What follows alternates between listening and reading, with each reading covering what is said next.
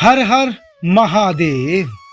श्री शिव महापुराण रुद्र संहिता अध्याय 6।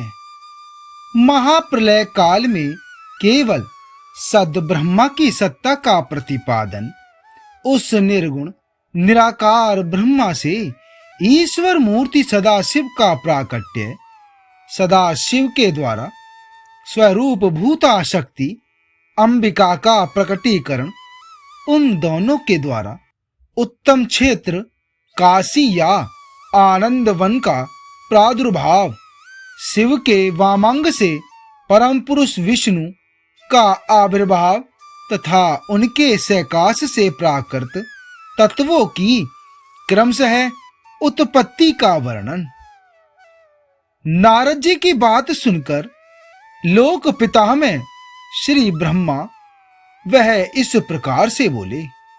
श्री ब्रह्मा जी ने कहा कि हे ब्राह्मण, देव शिरोमणे, तुम सदा समस्त जगत के उपकार में ही लगे रहते हो। तुमने लोगों के हित की कामना से यह बहुत उत्तम बात पूछी है, जिसके सुनने से संपूर्ण लोकों के समस्त पापों का क्षय हो जाता है। उस अनामय शिव तत्व का मैं तुमसे वर्णन करता हूँ।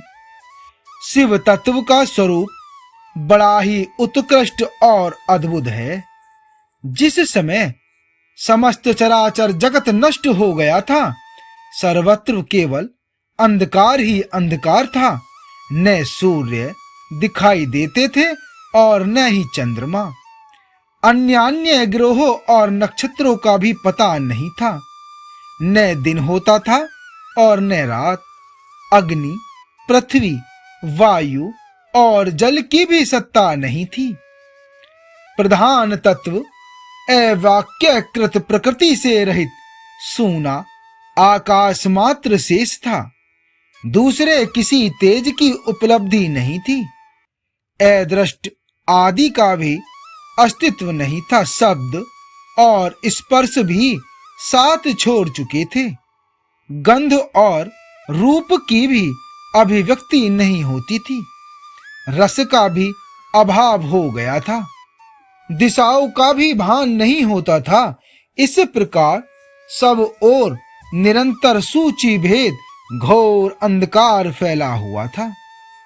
उस समय तत्सद ब्रह्म, इस श्रुति में जो सत्य सुना जाता है, एकमात्र वही शेष था। जब यह वह ऐसा जो इत्यादि रूप से निर्दिष्ट होने वाला भावात्मक जगत नहीं था, उस समय एकमात्र वह सत ही शेष था, जिसे योगी जन अपने हृदय आकाश के भीतर निरंतर देखते हैं। वह सत तत्व मन का विषय नहीं है। वाणी की भी वहां तक कभी पहुंच नहीं होती। वह नाम तथा रूप रंग से भी शून्य है। वह न स्थूल है, न कृश, न हस्व है, न दीर्घ तथा न लघु है, न गुरु। उसमें न कभी वृद्धि होती है और न कभी ह्रास। श्रुति भी उसके विषय में चकित भाव से है इतना ही कहती है, अर्थात उसकी सत्ता मात्र का ही निरूपण कर पाती है। उसका कोई विशेष विवरण देने में असमर्थ हो जाती है। वह परम सत्य ज्ञान रूप अनंत परमानंद में परम ज्योति स्वरूप अप्रमेय आधार रहित निर्विकार निराकार निर्गुण योगी गम्य सर्वव्यापी सबका एकमात्र कारण निर्विकल्प निरारंभ माया शून्य उपद्रव रहित अद्वितीय अनादि अनंत संकोच विकास से शून्य तथा चिन्मय है। जिस पर ब्रह्मा के विषय में ज्ञान और अज्ञान से पूर्ण उक्तियों द्वारा इस प्रकार ऊपर बताए अनुसार, जिस पर ब्रह्मा के विषय में ज्ञान और अज्ञान से पूर्ण उक्तियों द्वारा विकल्प किए जाते हैं। उसने कुछ काल के बाद सृष्टि का समय आने पर द्वितीय की इच्छा प्रकट की। उसके भीतर एक से अनेक होने का संकल्प उदित हुआ। तब उस निराकार परमात्मा ने अपनी लीला शक्ति से अपने लिए मूर्ति आकार की कल्पना की। वह मूर्ति संपूर्ण ऐश्वर्य गुणों से संपन्न, सर्व ज्ञानमयी, शुभ स्वरूपा, सर्वव्यापिनी, सर्वरूपा, सर्वदर्शिनी, सर्वकारणी, सबकी एकमात्र वंदनिया, सर्वाधा सब कुछ देने वाली और संपूर्ण संस्कृतियों का केंद्र थी। उस शुद्ध रूपिणी ईश्वर मूर्ति की कल्पना करके वह अद्वितीय, अनादि, अनंत, सर्व प्रकाशक, चिन्मन्य, सर्वव्यापी और अविनाशी पर ब्रह्म अंतर्हित हो गए। जो मूर्ति रहित परम ब्रह्म है, उसी की मूर्ति चिन्मय आकार भगवान सदाशिव हैं। अवर्चाचीन और प्राचीन विद्वान उन्हीं को ईश्वर कहते हैं। उस समय एकाकी रहकर स्वेच्छानुसार विहार करने वाले उन सदाशिव ने अपने विग्रह से स्वयं ही एक स्वरूप भूता शक्ति की सृष्टि की, जो उनके अपने श्री अंग से कभी अलग होने वाली नहीं थी। उस पराशक्ति को प्रधान प्रकृति, गुणवती, माया, बुद्धि तत्व की जननी तथा विकार रहित बताया गया है।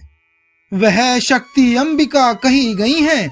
उसी को प्रकृति, सर्वेश्वरी, त्रिदेव जननी, नित्या और मूल कारण भी कहते हैं। सदा शिव द्वारा प्रकट की गई उस शक्ति के 8 भुजाएं हैं। उस शुभ लक्षणा देवी के मुख की शोभा विचित्र है। वह अकेली ही अपने मुखमंडल में सदा एक सहस्त्र चंद्रमाओं की कांति धारण करती है। नाना प्रकार के आभूषण उसके श्री अंगों की शोभा बढ़ाते हैं। वह देवी नाना प्रकार की गतियों से संपन्न है और अनेक प्रकार के अस्त्र शस्त्र धारण करती हैं। उनके खुले हुए नेत्र खिले हुए कमल के समान जान पड़ते हैं। वह अचिंत्य तेज से जगमगाती हैं। वह सबकी योनि है और सदा उद्यमशील रहती हैं। एकांकिनी होने पर भी वह माया संयोग वसात अनेक हो जाती हैं। वे जो सदा शिव हैं, उन्हें परम पुरुष, ईश्वर, शिव शंभु और महेश्वर कहते हैं। वे अपने मस्तक पर आकाश गंगा को धारण करते हैं। उनके भाल देश में चंद्रमा शोभा पाते हैं। उनके 5 मुख हैं और प्रत्येक मुख में 3-3 नेत्र हैं। उनका चित्त सदा प्रसन्न रहता है। वे 10 भुजाओं से युक्त और त्रिशूलधारी हैं। उनके श्री अंगों की प्रभा कर्पूर के समान श्वेत गौर है। वे अपने सारे अंगों में भस्म रमाए रहते हैं। उन काल रूपी ब्रह्मा ने एक ही समय शक्ति के नाथ शिवलोक नामक क्षेत्र का निर्माण किया था। तो उत्तम क्षेत्र को ही काशी कहते हैं। वह परम निर्वाण या मोक्ष का स्थान है, जो सबके ऊपर विराजमान है। वे प्रिया, प्रियतम रूप, शक्ति और शिव, जो परमानंद स्वरूप हैं और उस मनोरम क्षेत्र में नित्य निवास करते हैं। काशीपुरी परमानंद रूपिणी है। अतः हे मुनि, शिव और शिवा ने प्रलय काल में भी कभी उस क्षेत्र को अपने सानिध्य से मुक्त नहीं किया है। इसलिए विद्वान पुरुष उसे अविमुक्त क्षेत्र के नाम से भी जानते हैं। वह क्षेत्र आनंद का हेतु है। इसलिए पिनाकधारी शिव ने पहले उसका नाम आनंदवन रखा था। उसके बाद वह अविमुक्त के नाम से प्रसिद्ध हुआ। हे देवर्षि, एक समय उस आनंद वन में रमण करते हुए शिवा और शिव के मन में यह इच्छा हुई कि किसी दूसरे पुरुष की भी सृष्टि करनी चाहिए, जिस पर यह सृष्टि संचालन का महान भार रखकर हम दोनों केवल काशी में रहकर इच्छा अनुसार विचरें और निर्वाण धारण करें। वही पुरुष हमारे अनुग्रह से सदा सबकी सृष्टि करे, पालन करे और वही अंत में सबका संहार भी करे। यह चित्त एक समुद्र के समान है, इसमें चिंता की उताल तरंगे उठ उठ कर इसे चंचल बनाए रहती हैं। इसमें सत्व गुण रूपी रतन, तमो गुण रूपी ग्राह और रजोगुण रूपी मूंगे भरे हुए हैं।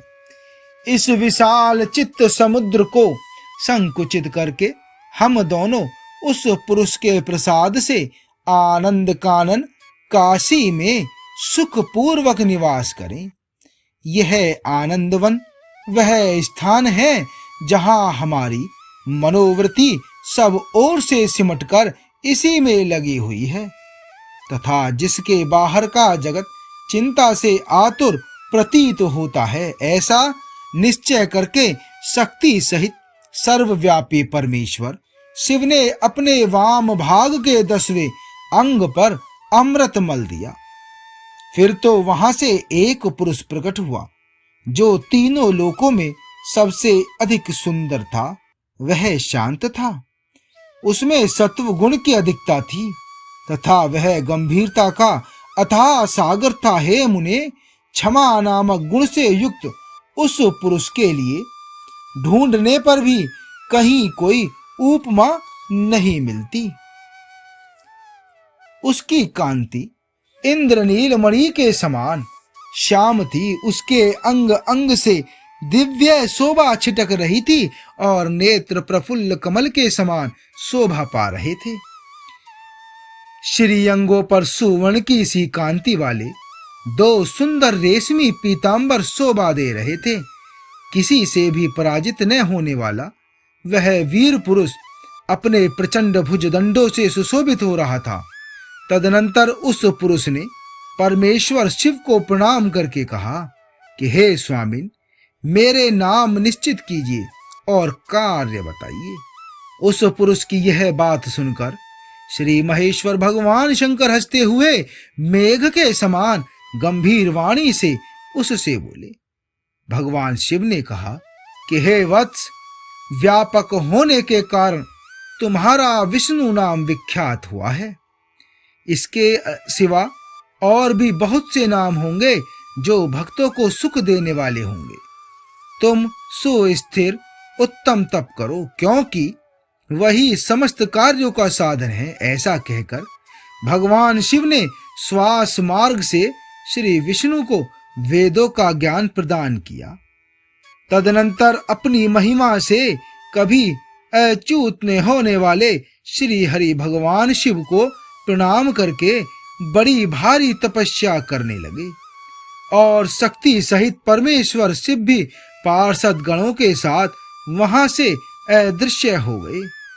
भगवान विष्णु ने सुदीर्घ काल तक बड़ी कठोर तपस्या की।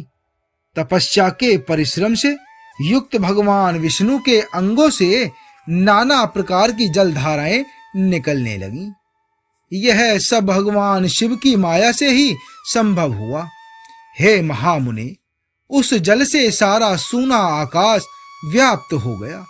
वह ब्रह्म रूप जल अपने स्पर्श मात्र से सब पापों का नाश करने वाला सिद्ध हुआ। उस समय थके हुए परम पुरुष विष्णु ने स्वयं उस जल में शयन किया। वे दीर्घ काल तक बड़ी प्रसन्नता के साथ उसमें रहे। नार अर्थात जल में शयन करने के कारण ही उनका नारायण यह श्रुति सम्मत नाम प्रसिद्ध हुआ।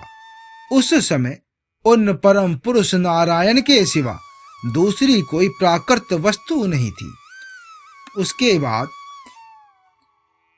उसके बाद ही उन महात्मा नारायण देव से यथा समय सभी तत्व प्रकट हुए।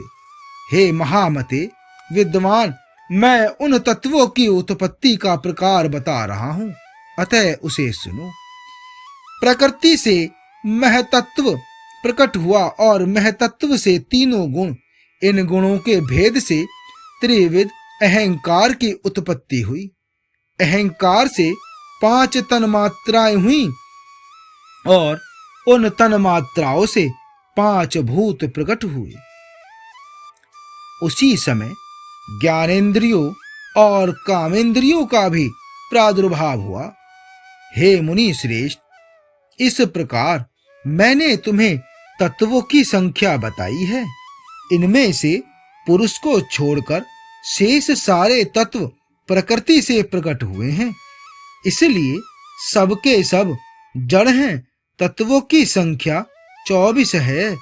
उस समय एकाकार हुए 24 तत्वों को ग्रहण करके वे परम पुरुष नारायण भगवान शिव की इच्छा से ब्रह्म रूप जल में सो गए। आगे का अध्याय 7 में। हर हर महादेव।